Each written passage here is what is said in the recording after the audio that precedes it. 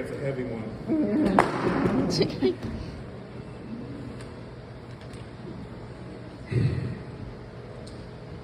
Mike Rizzi was an altruistic atheist, a benevolent iconoclast, a kindhearted contrarian, an anal retentive anarchist, a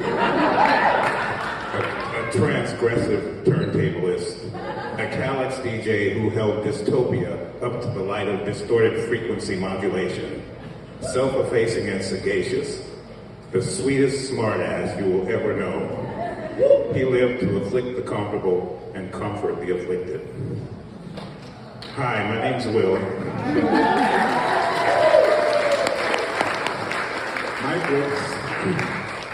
Mike was a badass in the best ways. This is a cassette tape Mike gave me in 1989. It's a radio show he did back then where he set the KALX 90.7 FM record for most songs played in 1 hour.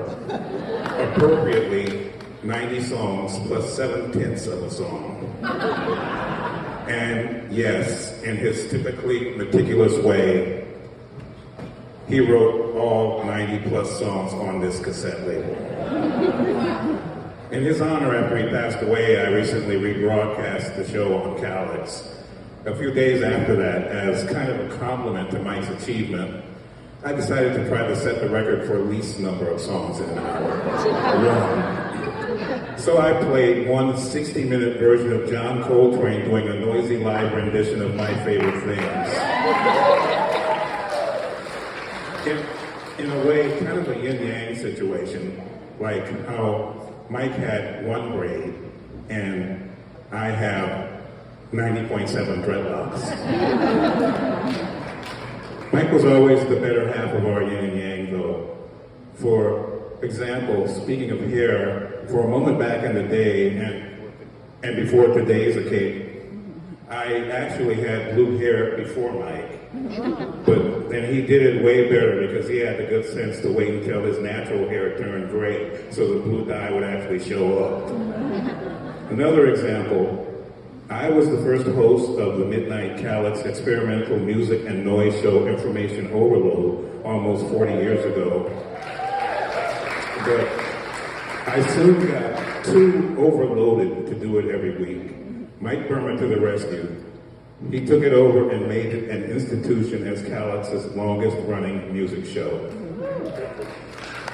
Also, for about a week in 1986, when the KALX Music Library first started getting CDs added to all the vinyl we had, I was in charge of the CD section. Of course, back then we only started out with about 4 or 5 of them. That I could handle. Thank goodness Mike soon became KALX Music Library Director and oversaw the whole thing, which under his brilliant guidance has, as you heard earlier, now grown to over 65,000 CDs and 45,000 vinyl records. Mike improved everything he touched. I am living testimony to that. In the 40 years I knew him, he touched my life and brightened it every step of the way, especially that time over 20 years ago when I was in a coma in the hospital for over a week. I woke up to this big-ass homemade get well card my wife Lisa showed me. Mike had made it, and he got a bunch of staff members at KALX to sign it. Lifted my spirits right up off the deathbed. And they get lifted these days whenever I think of Mike. Among the things that keep waking me up from this damn nightmare known as 2025 are my memories of how, for 40 years on KALX as DJ Mike Berman, he would do these great and timely anti-fascism shows, especially every 4th of July. I always look forward to hearing him play that song by the band The Mice. I'm not proud of the USA! Or just the memories of Mike's beautiful countenance and his cheerful tone telling me about the latest weird, unique thing that floats his boat. Reminding me that life is always full of kick-ass stuff to discover. I love the way he could be sardonic and then just as easily you see his heart on full display when he gushed about his loved ones.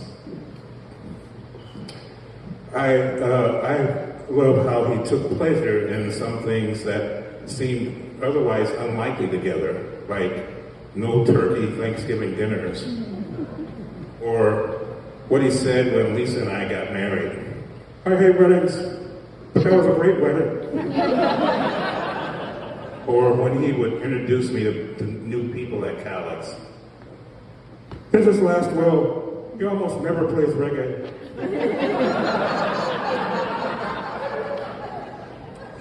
Mike Rizzi was my altruistic atheist, my benevolent iconoclast, my kindhearted contrarian, my anal retentive anarchist, my transgressive turntablist, the KALX DJ who held dystopia up to the light of distorted frequency modulation, the sweetest smartass I will ever know, self-effacing and sagacious.